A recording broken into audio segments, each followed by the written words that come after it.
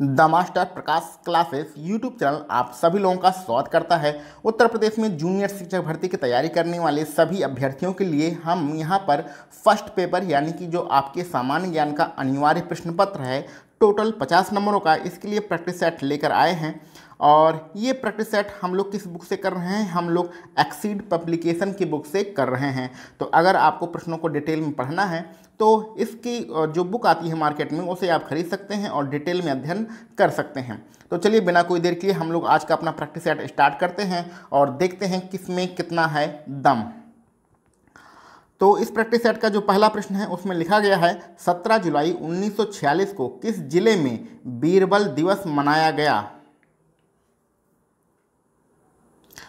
तो 1946 में मनाया गया था बीरबल दिवस। अच्छा, ये तो ऐसा प्रश्न है जिसको हमने भी अभी तक नहीं पढ़ा था।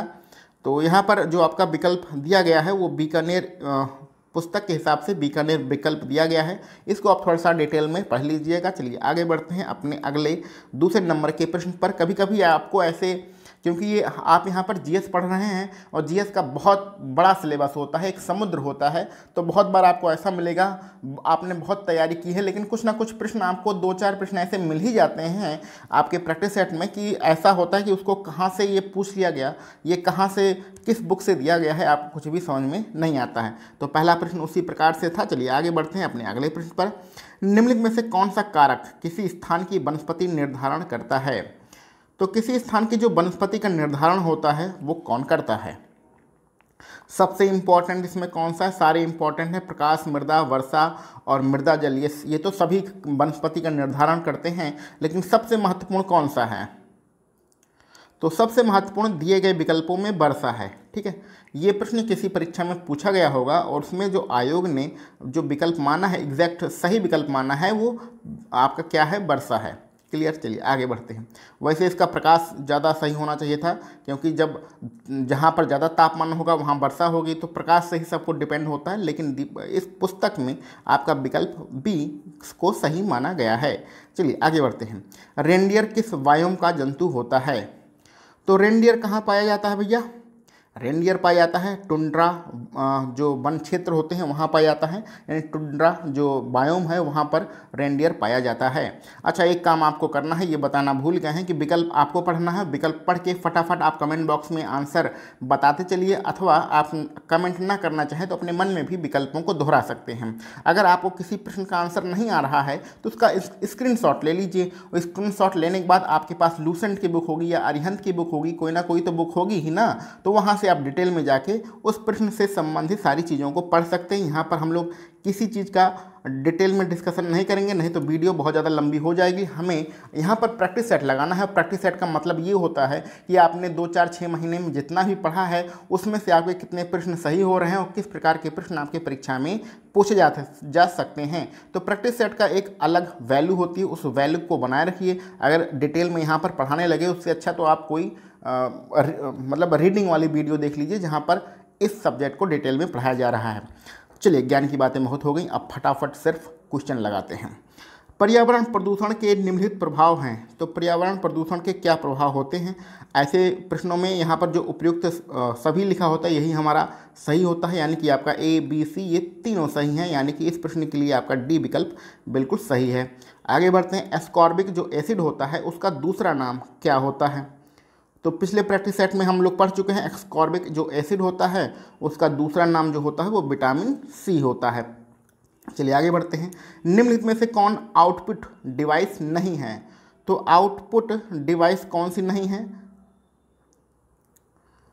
तो आउटपुट सेंट्रल प्रोसेसिंग यूनिट जो आपका विकल्प ए दिया गया है ये आपका आउटपुट डिवाइस नहीं है। ऑपरेशन पवन क्या है? आपको अगले प्रश्न में बताना है कि ऑपरेशन पवन क्या है। तो ये भैया ऑपरेशन जो पवन है यहाँ पर विकल्प डी को ध्यान से देखिए। श्रीलंका के जाफना में IPKF ऑपरेशन से संबंधित जो ऑपरेशन किया गया था उसी को हम लोग ऑपरेशन पवन कहते हैं। आगे बढ़ते हैं। भारत में उपभोक्ता संरक्षण अधिनियम किस वर्ष लागू किया गया था?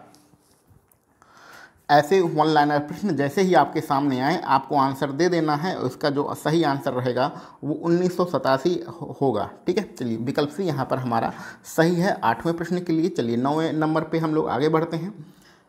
1 मिनट। वह एकमात्र सेंचुरी कौन सी है जहाँ पर कश्मीरी मृग, जिसको हम लोग स्टेग भी कहते हैं, ये पाया जाता है?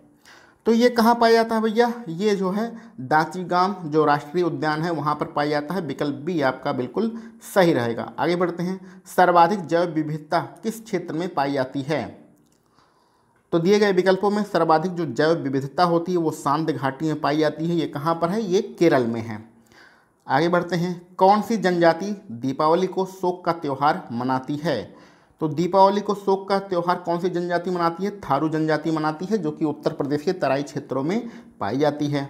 आगे बढ़ते हैं, भारत की जनगणना 2011 के अनुसार उत्तर प्रदेश का प्रति वर्ग किलोमीटर जनसंख्या घनत्व कितना है? तो जनसंख्या घनत्व उत्तर प्रदेश का कितना है? तो यहाँ पर 829 है, 829। पहला विकल्प हमारा बिल्कुल सही रहेगा। 13 नंबर से आपके रीजनिंग के प्रश्न स्टार्ट हो जाते हैं। और रीजनिंग के प्रश्नों में आपको क्या करना है भैया, ये अभी कल ही एक वीडियो बनाई है कि सामान्य ज्ञान के 50 नंबरों की तैयारी कैसे करें। उसमें बताया है कि सामान्य ज्ञान की जो प्लेलिस्ट है उसको खोल के देखिएगा।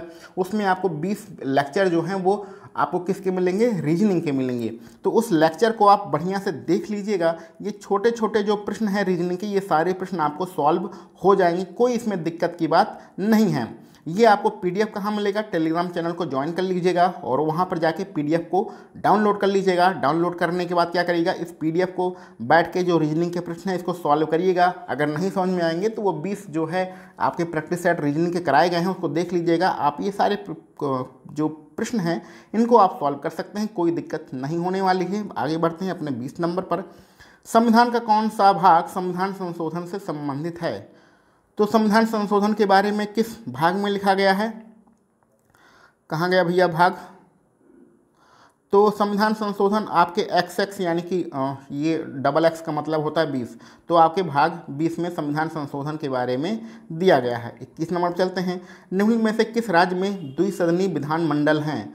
यानी कि द्विसदनीय विधानमंडल का मतलब होता है कि विधानसभा और विधान परिषद निम्नलिखित राज्यों में से किस में है? तो ये है यहाँ पर आपका बिहार में, विकल्प सी हमारा सही रहेगा। भारतीय वित्त वर्ष निम्नलिखित में से किस दिनांक को प्रारंभ होता है? तो ये तो भैया सबको पता है, भारतीय जो वित्त वर्ष होता है वो 1 अप्रैल को स्टार्ट होता है, कोई दिक्कत की बात इसमें नहीं है। 23 नंबर पर चलते हैं, एक मूल्य तल, अब इसके आगे खाली स्थान है, इसके आगे दिए गए विकल्पों में से इस खाली स्थान को भरना है। विकल्पों को ध्यान से देख लीजिए। एक मूल्य तल एक न्यूनतम वैध मूल्य है, यहाँ पर आपका विकल्प बी बिल्कुल सही रहेगा। आगे बढ़ते हैं, कौन संस्था नज़र रखती है कि बैंक वास्तव में नगद शेष बनाए हुए हैं? तो नगद शेष बनाए हुए हैं, ये निगरानी रखने का काम कौन करता है? तो निगरानी रखने का काम RBI करती है, भारतीय रिजर्व बैंक करती है। आगे बढ़ते हैं, सेंट्रल बैंक द्वारा ऋण धारकों, जिसको जमानतों भी कहते हैं, की खरीद और बिक्री को क्या कहा जाता है? तो सेंट्रल बैंक अगर ऋण धारकों की जो जमानतों की खरीद बिक्री करती है तो उसे हम लोग क्या कहते हैं? ये इकोनॉमिक्स के सारे प्रश्न हैं, तो इकोनॉमिक्स की लैंग्वेज में इसे खुला बाजार कार्यवाही कहते हैं। विकल्प ए यहाँ पर हमारा बिल्कुल 25 नंबर के लिए सही रहेगा। 26 नंबर पर चलते हैं, कोपेनहेगन संग्रहालय की सामग्री में पाषाण काल, कांस्य युगीन काल और लौह युग का त्रियुगीन विभाजन किसने किया है? तो ये 3 युगों में जो विभाजन है कोपेनहेगन संग्रहालय में वो किसके द्वारा किया गया है? वो थॉमस के द्वारा किया गया है। तो आपका जो विकल्प होगा वो पहला वाला विकल्प आपका बिल्कुल सही रहेगा। चलिए आगे बढ़ते हैं, यहाँ से आपके इतिहास के प्रश्न स्टार्ट हो चुके हैं। 5वीं शताब्दी ईसा पूर्व में आजीवक संप्रदाय की स्थापना किसने किया था? तो आजीवक संप्रदाय की स्थापना मक्खली घोषाल ने किया था। ठीक है, आगे बढ़ते हैं, फटाफट इसको सॉल्व करते हैं। भगवत गीता महाभारत के किस पर्व का भाग है? तो भगवत गीता किस पर्व का भाग है? भीष्म पर्व का भाग है। विकल्प सी आपका बिल्कुल सही रहेगा। सुल्तान एक कुतुबुद्दीन ऐबक थे, इनकी राजधानी क्या थी? तो गुलाम वंश में कुतुबुद्दीन ऐबक थे और इनकी राजधानी क्या हुआ करती थी भैया? लाहौर हुआ करती थी। शेख सलीम चिश्ती की दरगाह कहाँ पर है? तो शेख सलीम जो चिश्ती हैं इनकी दरगाह है फतेहपुर सीकरी में, यानी आगरा के बगल में। आगे बढ़ते हैं, अकबर के शासनकाल में उपज का कितना प्रतिशत भूभाग के रूप में किसानों से लिया जाता था? तो कै परसेंट लेते थे भैया? 33.5% लेते थे, यानी 33 सही 1/3% लेते थे। 33.5 का मतलब 100 में 100 का तीसरा भाग लेते थे, ठीक है। तो 33.5 नहीं होगा, ये 33.3 होगा। क्लियर? 100 का अगर 100 रुपया कोई कमा रहा तो उसका तीसरा भाग ले लेते थे, यानी 100 किलो अगर अनाज हो रहा है तो उसका तीसरा भाग ही ले लेते थे। आगे बढ़ते हैं। वास्को डी गामा भारत कब पहुंचा था? तो वास्को डी गामा भारत 1498 में पहुंचा था। आगे बढ़ते हैं। निम्नलिखित में से किस इतिहासकार ने यह कहा है कि 1765 से लेकर 1772 की अवधि में बंगाल का शासन एक डाकू राज्य था? ऐसा किसने कहा है? तो बहुत ही अच्छा प्रश्न है। और विकल्प को जरा ध्यान से देखिए, कौन सा विकल्प आपका सही होना चाहिए। 33 नंबर में के.एम. पणिक्कर साहब ने ऐसा कहा था, विकल्प सी यहाँ पर बिल्कुल सही होना चाहिए। निम्नलिखित में से ऐसे कौन से व्यक्ति हैं जिन्होंने कभी भी भारतीय राष्ट्रीय कांग्रेस का अध्यक्ष नहीं बनाया गया है? सॉरी, तो कौन है? तो वो तिलक साहब हैं, ठीक है। बाल गंगाधर तिलक को कभी भी भारतीय राष्ट्रीय कांग्रेस का अध्यक्ष नहीं बनाया गया है, ठीक है। आगे बढ़ते हैं। भगत सिंह ने सेंट्रल असेंबली में जो बम फेंका था वो किसके साथ मिलकर फेंका था? तो भगत सिंह के साथी कौन से भैया? बटुकेश्वर दत्त थे। विकल्प आपका सी यहाँ पर बिल्कुल सही है। आगे बढ़ते हैं 36 नंबर के क्वेश्चन पर। निर्यात तैयारी सूचकांक 2020 के अंतर्गत समग्र रैंकिंग जो है 3 में शीर्ष राज्य कौन से हैं? और कौन सा सूचकांक है भारत का? निर्यात तैयारी सूचकांक 2020। तो करंट अफेयर्स का क्वेश्चन है ये। इसका क्या विकल्प आपका सही होना चाहिए? आपका गुजरात, महाराष्ट्र और तमिलनाडु आपका विकल्प सही है। 37 नंबर पर चलते हैं। ईज ऑफ डूइंग बिजनेस सूचकांक 2020 में भारत का कौन सा स्थान था? तो भारत का भैया 63वां नंबर था। विकल्प बी यहाँ पर हमारा सही रहेगा। आगे बढ़ते हैं। वैश्विक प्रतिभा प्रतिस्पर्धा सूचकांक 2020 में भारत का कौन सा स्थान था? तो ये जो रैंकिंग दी गई है इसमें भारत का कौन सा नंबर था? इसमें भारत का 72वां नंबर था। विकल्प सी यहाँ पर हमारा सही रहेगा। अगला भी जो प्रश्न है वो इंडेक्स से ही संबंधित है। किड्स राइट इंडेक्स कौन जारी करता था? तो किड्स राइट इंडेक्स है, इसको जारी करने वाली जो संस्था है उसका नाम है किड्स राइट फाउंडेशन। आपका विकल्प सबसे आखिरी वाला विकल्प डी आपका बिल्कुल सही रहेगा। आगे भारत में एक इंडेक्स है, उसके बारे में बताया गया है कि सुशासन सूचकांक 2019 संयुक्त रैंकिंग में शीर्ष 5 बड़े राज्य कौन से हैं?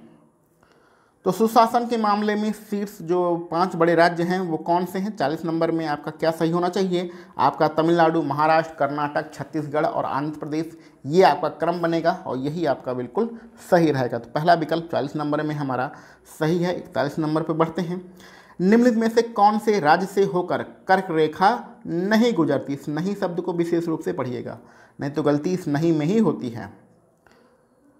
तो भैया जो कर्क रेखा है वो उत्तराखंड और बिहार से होकर नहीं जाती है, ठीक है। और आपका विकल्प डी वाला बिल्कुल सही रहेगा। आगे बढ़ते हैं 42 नंबर पर। निम्नलिखित में से कौन एक सही सुमेलित नहीं है, यानी किसका जोड़ा गलत है ये बताना है। तो 42 नंबर में फूलों की जो खेती होती है उसको फ्लोरिकल्चर कहते हैं, बिल्कुल सही।